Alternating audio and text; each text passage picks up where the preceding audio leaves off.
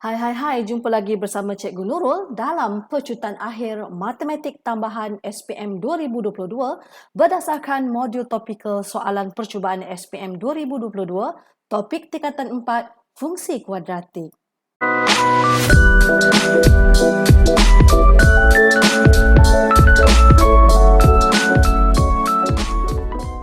Okey, berikut adalah modul yang kita gunakan dalam perbincangan untuk pecutan akhir SPM 2022. Soalan 9. Okey, murid-murid, kita lihat soalan 9. Okey, daripada soalan percubaan SPM Negeri Johor iaitu dalam kawasan Muar, kertas 1, soalan 5. Raja 5 menunjukkan sebahagian graf fungsi kuadratik yang cikgu highlightkan dengan keadaan A dan C ialah pemalar. Okey, nyatakan julat X jika Fx lebih besar daripada kosong. Okey murid-murid, kalau kamu lihat, kamu kena ingat, nak cari julat lah. Nak cari julat ataupun range. Nak cari julat ataupun range, mesti soalan itu melibatkan ketaksamaan lah. Sama ada, kita refresh balik sama ada graf kita tu sama ada kalau dia lebih besar atau lebih besar sama dengan kita lorek sini. Oh, sorry, silap pula cikgu. Bukan lorek sini, kita lorek di atas.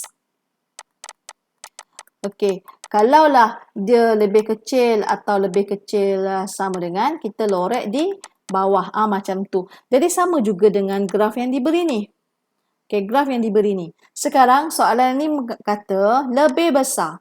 Bila lebih besar daripada kosong, kita lorek atas. Lebih besar orang atasan. Okey, kita lorek atas. Lorek atas. Okey, bila lorek atas, apabila ada dua kawasan lorekan, jadi jawapan kita akan ada dua. Jawapan ada dua. Jadi yang pertama adalah, yang pertama apabila, kejap ya. Maksudnya nilai X kita ni berada di sini. Dia berada tempat yang kita lorek tu. Itu adalah nilai-nilai X kita. Okey, apabila nilai X ini berada di sebelah kiri M. Berada di sebelah kiri M. Ke kiri. Jadi jawapan yang pertama, X adalah lebih kecil daripada M. Apabila nilai-nilai X berada di kanan N, jadi X lebih besar daripada N. Jadi kita ada dua jawapan lah. Inilah julat-julat untuk nilai X kita, iaitu X lebih kecil daripada M, X lebih besar daripada N. Okay, so kita selesai untuk menjawab soalan 9A. Okay, jom kita lihat soalan B. Ungkapkan julat nilai A dalam sebutan C. Ungkapkan julat nilai A dalam sebutan C. Jadi, cikgu tulis semula persamaan tadi. Fx sama dengan Ax kuasa 2 tolak 8x tambah C. Apabila dikata ungkapkan ataupun express the range of values of A in term of C. Okey, kita lihat balik kita punya graf tadi. Graf kita tadi begini. Zas kan. Graf kita tadi sini. Bila kita tengok, graf kita ni apakah types of root dia? Types of root dia ada dua nilai yang berbeza. Apabila dua nilai yang berbeza, berarti kita punya pembezalaian ataupun diskriminan kita, B kuasa 2 tolak 4AC lebih besar daripada kosong. Jadi, kalau kita nak buat range, kita gunakan pembezalaian ataupun diskriminan ini, keluarkan A, B, C dia. Jadi, daripada sini kita tahu A kita adalah A lah. B kita adalah negatif 8. C kita adalah C lah. Jadi, kita masukkan B kuasa 2 tolak 4 AC more than 0. B kita negatif 8 kuasa 2 tolak 4 A C more than 0. 64 negatif 4 AC more than 0. Sekarang ni kita nak apa? Range of value A in term of C. Express. Jadi, A mesti single, A mesti positif. Okey, sebab kita nak express A. Nak ungkapkan A kan? Okey, jadi cikgu nak buat macam mana ni? Okey, kita bawa 64 ke sana. Negatif 4 AC more than negatif 64. Jadi sekarang kita nak A sahaja. Kita nak A sahaja. Jadi kita nak bawa negatif 4 dengan C ni. Negatif 4C ke kanan. Okey, negatif 4C ke kanan. A kat sini. negatif 64 bahagi negatif 4C. Okey, disebabkan kita memecahkan ataupun memisahkan nombor, oh silap kejap ya. Kita nak memecahkan nombor yang negatif ni. Cikgu highlight ni, nombor yang negatif. Ni sebenarnya 4 kan. Okey. Nombor yang negatif, apa yang berlaku pada tanda ketaksamaan di sini? Apa yang berlaku? Dia akan berubah tanda begini. Lebih kecil. Jadi negatif 64 bahagi negatif 4, kita akan dapat A lebih kecil daripada 16 per C. Okey, jadi kita berjaya ungkapkan ataupun express the range of values of A in term of C. Okey, ataupun ungkapkan jumlah nilai A dalam sebutan C. Okey, berjaya untuk B. Kita pergi ke bahagian C. Okey, buktikan pula bahawa persamaan yang diberi. Macam mana kita nak buktikan dapat persamaan yang macam ni? Okey, jadi murid-murid, kita refresh balik. Okey, kita refresh balik. Tadi graf kita macam ni kan. Sini adalah M, sini adalah N. Jadi persamaan kita tadi, okey, daripada persamaan, kejap cikgu keluarkan. Persamaan tadi adalah Fx sama dengan AX kuasa 2 tolak 8X tambah C kan. Okey, jadi daripada persamaan, kita buat balik tau. Kita boleh keluarkan SOPO. So adalah negatif B per A. Jadi negatif 8, ini negatif 8 per A. Okey, ini akan dapat 8 per A. Okey, so apakah POR kita? POR adalah C per A. Jadi kita akan dapat C per A juga. Okey, C per A. Jadi kita dah keluarkan. Ingat KBB, keluar, buat dan banding. Okey, KBB, kita boleh berjaya. Jadi kita keluarkan. Kita refresh balik. Keluarkan SOPO. Alamak, bergerak pula slide cikgu ni. Keluarkan SOPO, cikgu gariskan. Keluarkan adalah K. Okey, KBB. B yang kedua adalah buat. Buat SOPO. Macam mana nak buat cikgu? Ingat balik. Cikgu ada ajar kan?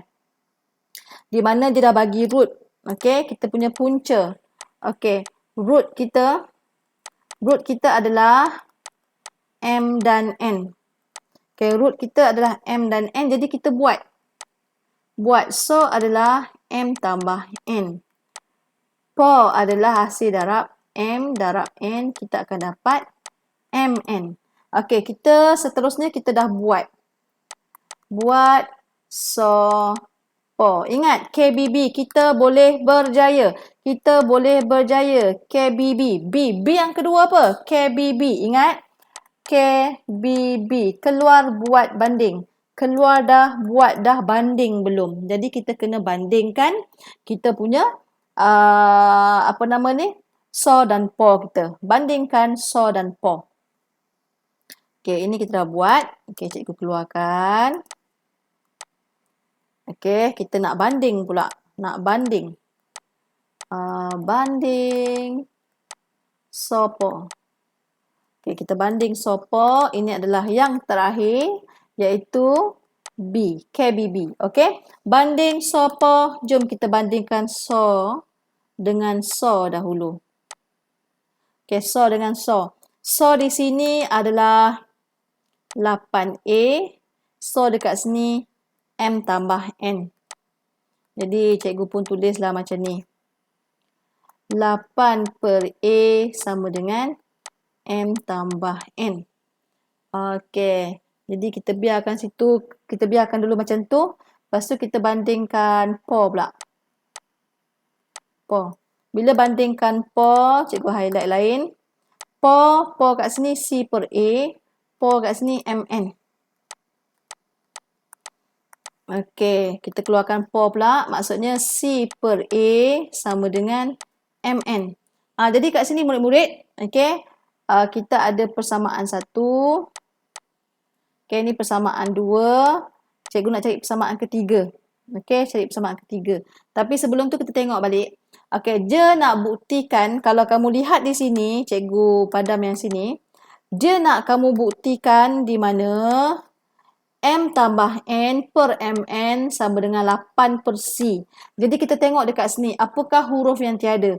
M ada dalam persamaan, Mn ada, C ada, dan 8 pun ada. Jadi yang tak ada kat sini adalah A. Okay, yang tak ada kat sini adalah A. Jadi kerja kita adalah untuk menghilangkan A. Apabila untuk menghilangkan A mesti jadikan sebagai subjek lah. Jadi persamaan ketiga kita, A sebagai subjek, C sama dengan MNA. Jadi C per MN sama dengan A. Ini adalah persamaan ketiga kita. Okay, so kita semakin hampir. Jadi ini adalah yang terakhir. Jadi 3 kena masuk dalam 1 lah. Okay, 3 kena masuk dalam 1. 3 dalam 1. Tak, mana pen hitam cikgu. Jadi 3 dalam 1. Okey, 3. 3 cikgu mana? Okey, 8. Zas. A cikgu adalah C per Mn sama dengan M tambah N. Macam tu. Bawa pergi sana, 8 sama dengan M tambah N ni darab dengan C per Mn. Jadi kita akan dapat 8 sama dengan M tambah N C per Mn. Tapi kita nak buat bentuk macam ni kan? Jadi C ni, C yang cikgu highlight kat sini, C kena bawa pergi bawah sini. Bawa bawah sini, dia jadi bahagi. Jadi 8 per C sama dengan M tambah N per Mn. Jadi berjaya kita buktikan di mana M tambah N per Mn sama dengan 8 per C. Dibuktikan. Okey, selesai. Jadi apa-apa pun kamu kena ingatlah cara kita apabila melibatkan root. Okey, kita keluarkan sopo, kita buat sopo, kita banding KBB, kita boleh berjaya. Alright. Okey murid-murid, sekian. Terima kasih kerana menonton. Bye-bye.